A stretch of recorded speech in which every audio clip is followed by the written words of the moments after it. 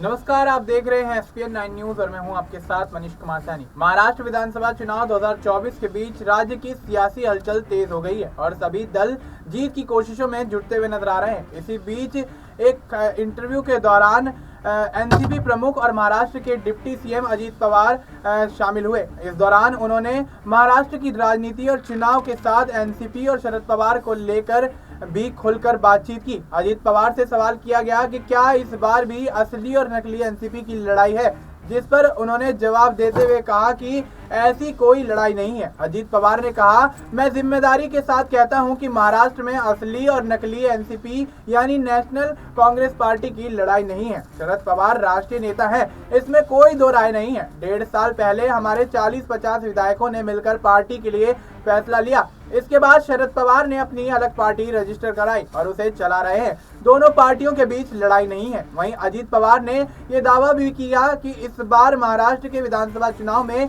महायुति को बहुमत मिलने वाला है। उन्होंने कहा, महाराष्ट्र में साल 1985 के बाद कोई भी एक सरकार नहीं रही है। 1999 में भी कांग्रेस की सरकार बनी थी और शरद पवार सीएम थे, लेकिन 10-11 निर्दलियों के समर्थन के बाद सरकार बन सकी थी। इन 34 साल में एक बार भी सिंगल पार्टी सरकार नहीं आई।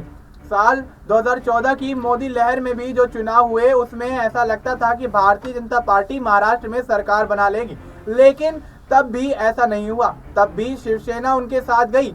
इस बार महायुति बहुमत से सरकार बनाएगी। महाराष्ट्र में महायुति सरकार की लाडली बहन योजना पर डिप्टी सीएम अजीत पवार ने कहा कि वोटिंग के बाद आपको पता चलेगा कि लाडली बहनों ने क्या किया। अजीत पवार ने कहा, चुनाव लड़ने का अधिकार सबको होता है। उनको लगा कि यही कैंडिडेट मेरे खिलाफ लड़ेगा तो उन्होंने खड़ा किया। सुनेत्रा को सुप्रिया सुले के खिलाफ खड़ा करना मेरी गलती थी। अब ऐसे में अजीत पवार जिस तरह से महाराष्ट्र चुनाव पर खुलकर बातचीत करते हुए नजर आ रहे हैं, तो इससे स्थिति साफ है कि इस बार महाराष्ट्र में होने वाले विधानसभा चुनाव में मुकाबला बेहद दिलचस्प होता हुआ नजर आएगा और महायुति और एमवीए के बीच एक सियासी खींचतान देखने को मिलती हुई नजर आ सकती है। और ऐसे में जिस तरह से मौजूदा सरकार पूरी जद्दोजहद में है कि उनकी सरकार एक बार फिर से सत्ता में आए, तो वहीं विरोधी दल भी कहीं ना कहीं पूरी कोशिश करते हुए नजर आ रहे हैं जिससे उनकी सरकार सत्ता पर काबिज होती हुई नजर आए। फिलहाल आपको इस मुद्दे पर क्या कुछ लगता है, आप अपनी राय हमें कमेंट करके बता सकते हैं। बाकी देश और दुनिया से जुड़ी तमाम जानकारी के लिए